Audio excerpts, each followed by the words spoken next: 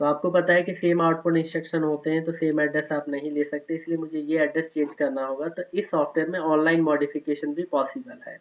तो कैसे करते हैं, आप 3 नंबर की रंग में चेंजेस करना है तो डबल क्लिक कर लीजिए।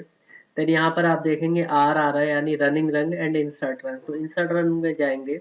यहाँ पे ब्राउज कर लीजिए आप 1 नंबर एड्रेस जो आपको लेना है। तो यहाँ पर 1 नंबर हमारा ये मॉडल हो गया। देन उसके बाद आप यहाँ पर ये वाला ऑप्शन होता है फाइनलाइज ऑल एडिट्स इन प्रोग्राम। तो सारे जो एडिट्स है वो यहाँ से फाइनलाइज हो गए। अब देखेंगे तो जो 1 नंबर आउटपुट है यहाँ पे हो गया, बिल्कुल एकदम सही है। तो डन बिट ऑन होगी क्योंकि टाइमिंग कंप्लीट हो गई। अब देखिए आपको देखो एक डिफरेंस नजर आएगा। अब जैसे ही मैं सप्लाई ऑफ करूंगा तो आरटीओ टाइमर में क्या होता था, ये आपको अच्छे से पता है कि आरटीओ टाइमर में जब सॉरी टीओन टाइमर में क्या होता था कि जैसे ही आपने सप्लाई ऑफ कर दी उसके बाद क्या होता था, सारा का सारा ये बंद हो जाता था। तो अब देखिए यहाँ पर भी मैंने सप्लाई ऑफ कर दी तो यहाँ पे देखिए सारी बिट ऑफ हो गई, लेकिन डीएन बिट अभी भी ऑन है। क्यों ऑन है, क्योंकि देखिए यहाँ पे जो टाइमिंग है ना वो पॉज हो चुकी है। टाइमिंग जीरो नहीं होती रिटेंटिव की, जो टाइमिंग है वही रहेगा।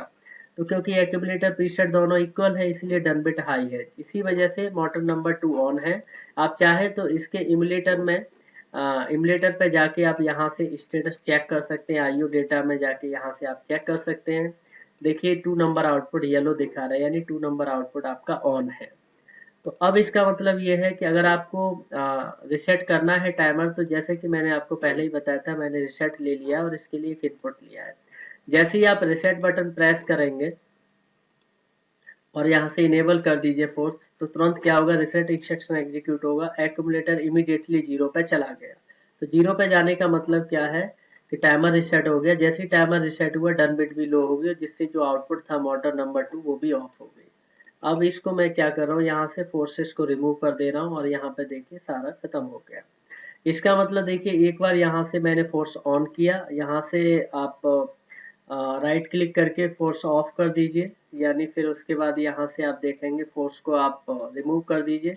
अब मैं यहाँ से सप्लाई ऑफ करूँगा तो फिर देखेंगे आप यहाँ पर भी बेसिकली देखिए फोर्स ऑन करके मैंने यहाँ से इनेबल कर दीजिए जिससे कि सप्लाई ऑफ हो जाए। तो जैसी सप्लाई ऑफ हुई तो आपने देखा यहाँ से अभी कि टाइमर फिर से रिटेन कर गया, यानी आपको फिर से अभी इसको क्या करना पड़ेगा, रिसेट करना पड़ेगा। तो रिसेट देखिए अभी हुआ नहीं है। यहाँ से आपको क्या करना है, फोर्स ऑन करना है, देन इनेबल करना पड़ेगा फोर्स, तभी यहाँ पे फोर्स लगेगा। जैसे ही ऑन किया तो तुरंत ही रिसेट इंस्ट्रक्शन एग्जीक्यूट किया, एक्यूमुलेटर जीरो पे चला गया। अब यहाँ से फोर्सेस को आप क्या करो, रिमूव कर सकते हो एंड जितने भी फोर्सेस लगे हुए हैं सारे डिसेबल कर दीजिए। तो इस तरीके से हम आरटीओ टाइमर यूज करते हैं। आरटीओ टाइमर काफी ज्यादा यूज होता है इंडस्ट्री में, बट याद रखना जब भी आरटीओ टाइमर आप लेंगे उसके लिए आपको रिसेट इंस्ट्रक्शन लगाना ही पड़ेगा। तो इस तरीके से हम आरटीओ टाइमर्स यूज करते हैं। होप आपको मेरी वीडियोज पसंद आ रही होंगी, आपको समझ में भी आ रहा होगा। तो इस तरीके से और भी वीडियोज मैं बना के अपलोड करता रहूँगा, और लगातार वीडियो देखने के लिए मेरे चैनल को सब्सक्राइब करें, फॉलो करते रहें, लाइक करें वीडियोज को, शेयर भी करें।